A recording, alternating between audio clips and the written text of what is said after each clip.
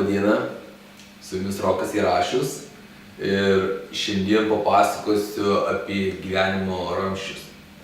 Dažnai kaip gyvenime būna sunku, daugelis nori kažką atsiremti, ar ten kažkoks gyvenimo didesnis iššūkis, irgi norisi kažką atsiremti. Bet iš tikrųjų tų ramsčių jie kaip ir nėra reikalingi, nes imant, pavyzdžiui, kažkokia gyvenime atsitinka nelaimė ir mes pakliūnam į duobę. Ir įsivaizduokit, toj duobėj dar prikimba įvairiausi ramsčiai, mes pasiramstom, mes ir liekam realiai toj duobėj.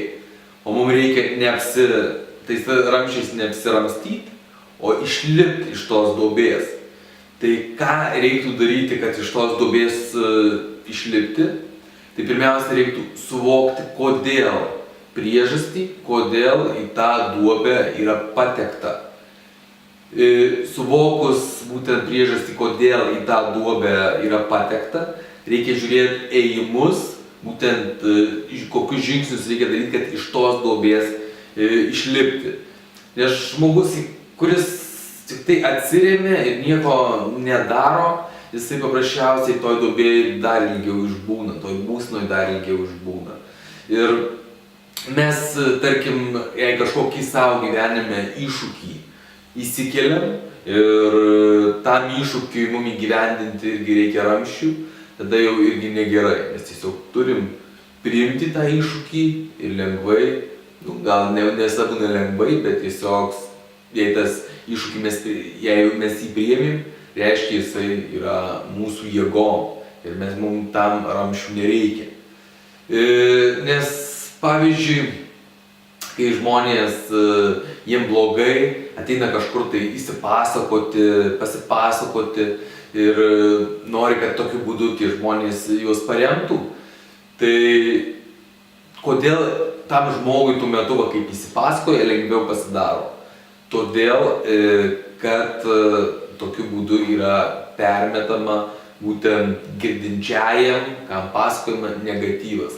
Todėl laikinai yra palengvėjama tam žmogui, kuris išklausė, dažniausiai pasunkėjo ir ta problema niekur nedingo, vėl atsinaujina ir vėl su didesnė jėga ta problema įsikelia.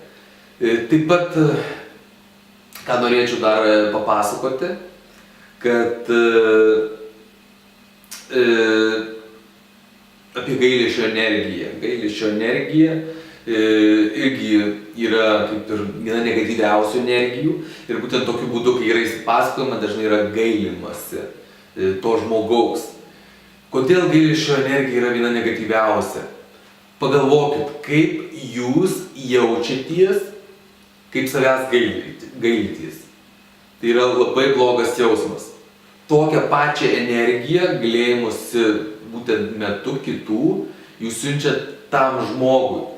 Ir tas žmogus yra, kaip sakant, duobėj, jam ir taip sunku, greičiausiai pats savęs gailėsis, o dar jūs jam siunčia tą energiją, jam iš vis tada sunku ir labai iš tos duobės, ko neįmanoma būna išlipti.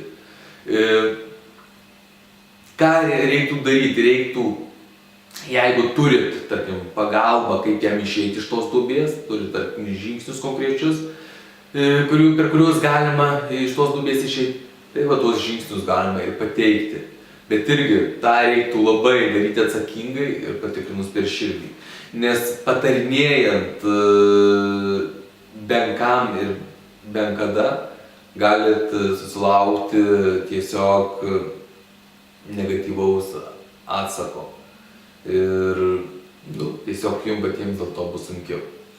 Taigi, tiek šiandien apie gyvenimo ramsčius, apie negatyvią gailesčio energiją. Iki kito karto.